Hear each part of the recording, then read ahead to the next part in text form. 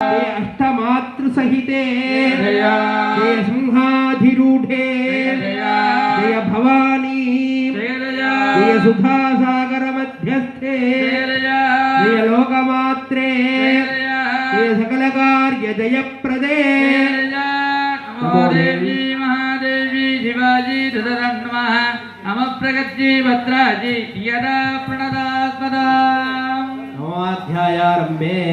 पुण्यवर्गजनेन सम्प्रोक्ष्य